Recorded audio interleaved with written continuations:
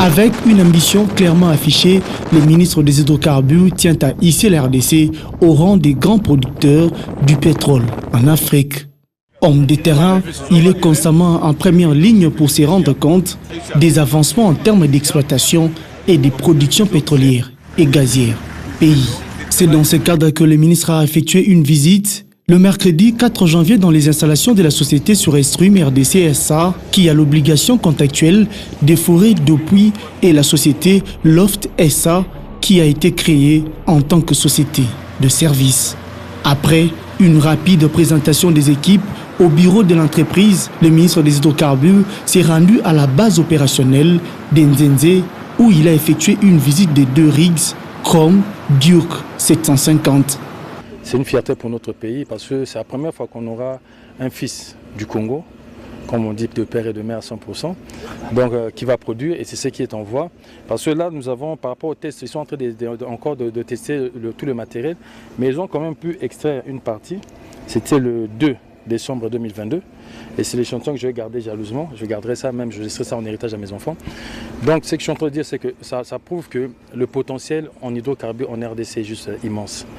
Et je suis fier de cette société que nous allons accompagner. Je fais rapport au Premier ministre et au chef de l'État.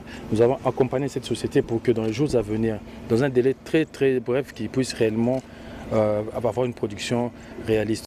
Dans cette vaste concession d'exploitation du pétrole, le patron des hydrocarbures a assisté aux tests opérationnels de la Top Drive, montant, descendant et rotatif, en plus de la présentation des différents équipements des génies civils et tant d'autres matériels qui vont permettre à l'entreprise à 100% congolaise de jouer sa partition dans la production de l'or noir. On est dans un processus de mise en place d'équipements.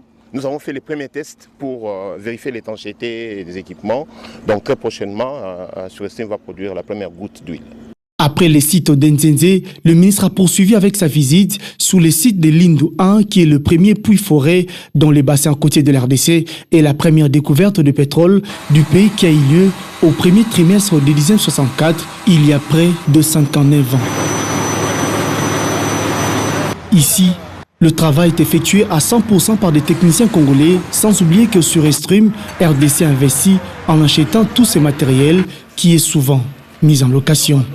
Le ministre a terminé cette visite en encourageant le personnel Surestream et Loft pour les travaux réalisés jusque-là et félicite l'investisseur congolais qui s'engage dans ce secteur d'exploration, production pétrolière